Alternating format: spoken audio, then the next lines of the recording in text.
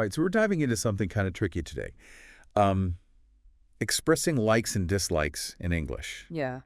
especially for people learning the language. Well, you'd think it's easy, like or dislike, right? Right. But there's actually a lot of nuance to it. There is. And we're going to take a look at a snippet from an English language learning podcast and see if we can't help you guys sound a little more natural. Yeah, I think you'll be surprised by how much nuance there is. Yeah, definitely. So much more than just like or dislike. I mean, what if you really love something Exactly. or absolutely can't stand it? Yeah. So we'll be uncovering all kinds of vocabulary for that. Uh-huh. Plus, we're going to tackle that grammar puzzle that even native speakers sometimes fumble. Oh, yeah. Gerunds versus infinitives. Right.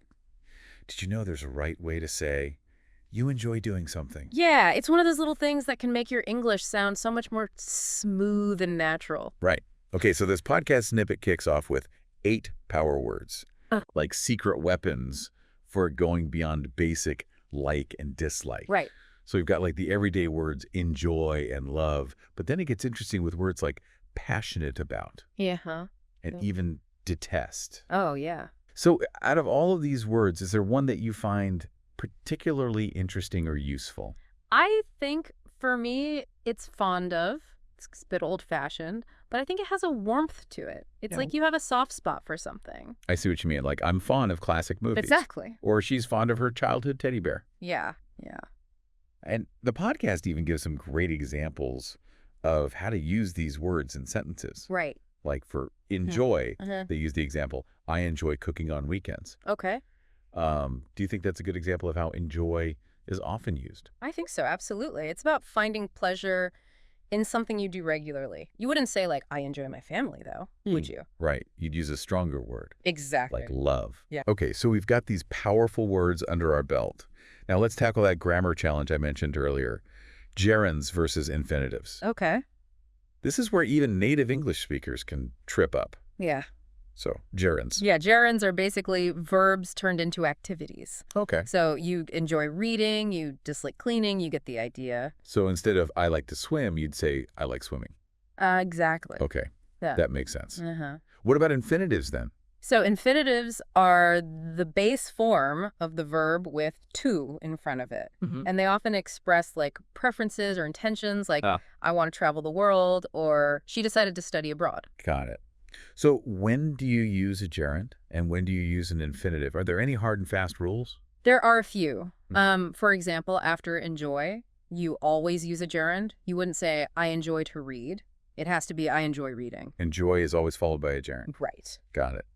Are there any other similar rules for other words from our vocabulary list? Well, prefer is usually followed by an infinitive, particularly when you're talking about a general preference, like I prefer to drink tea in the morning. Okay. But, and this is where it can get a bit tricky, you can sometimes use either a gerund or are, an infinitive, with verbs like love or hate. Oh. So I love reading and I love to read are both correct. So there's some flexibility there. That's good news. But I'm guessing there are some verbs where you have to be careful. Absolutely. Some verbs are very specific about whether they want a gerund or an infinitive. That's why it's so important to pay attention to these little grammar points. Okay. Well, speaking of seeing this in action, the podcast has a really helpful dialogue example. Oh, great. It shows how gerunds and infinitives work in natural conversation.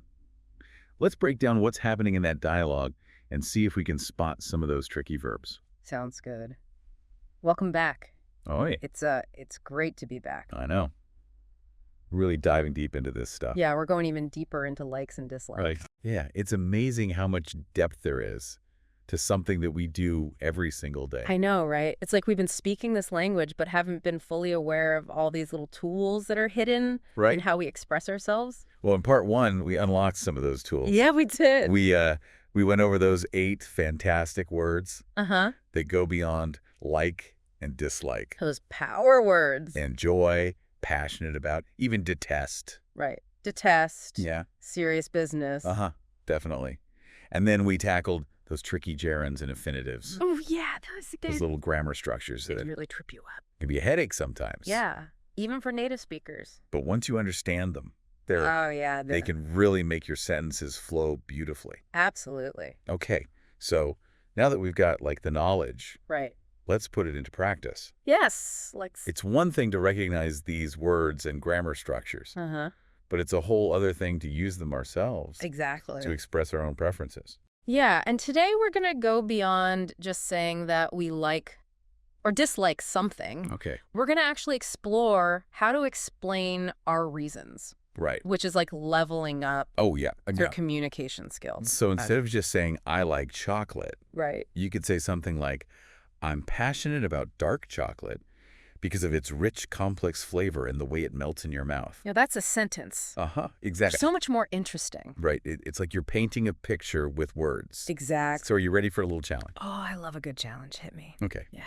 Let's put those power words and grammar structures to work. Okay. I'm going to give you a topic. Okay. And you try to express how you feel about it using the vocabulary and the grammar we've learned. Sounds great. All right.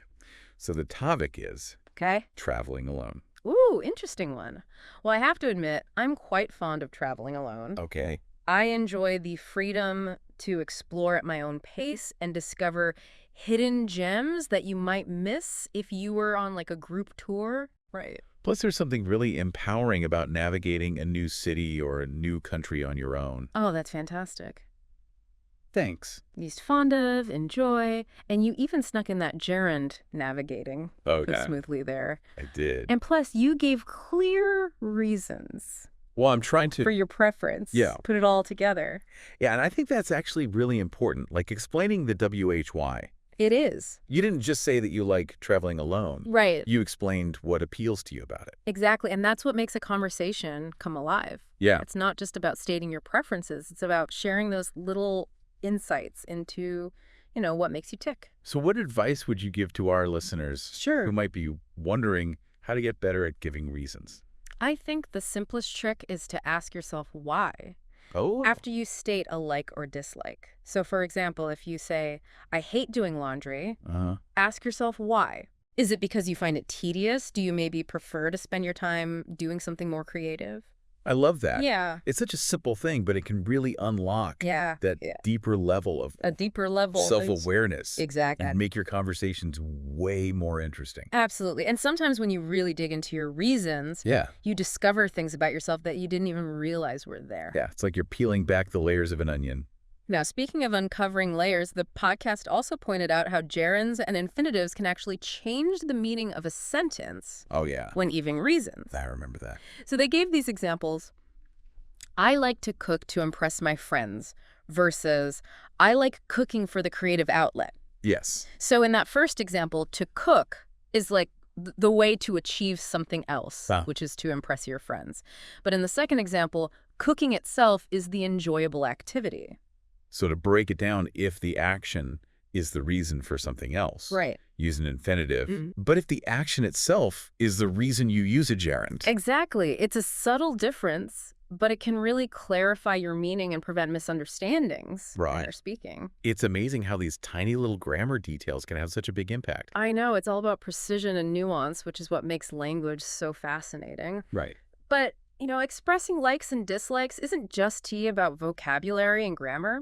What else is there? Well, there's a whole other layer to consider, the social context. Oh, right. Yeah, because what might be appropriate or effective in one situation might not be in another. Absolutely. So, imagine you're at a job interview. Okay. And the interviewer asks about your hobbies. Yeah. You wouldn't necessarily express your dislike for teamwork the same way that you would with your close friends, right? That's a good point. Yeah. So how do we navigate these different social situations and tailor our language accordingly? That's what we'll explore in part 3. All right, so welcome back for the final part of our deep dive. It's amazing how much we've... I know, right? From powerful vocabulary to those tricky gerunds and infinitives. Yeah, and how to explain our why. Exactly. But as we kind of hinted at the end of part 2, there's this whole other layer to consider, the social side of things. Right. How we talk about our likes and dislikes can really affect how other people see us. Absolutely. It's not just about being polite. Right. It's about understanding these kind of unspoken rules. The etiquette of conversation. Exactly. Okay, so let's just jump into a scenario here. Okay. You're at a friend's house for dinner. Okay. And they made something that you really don't like.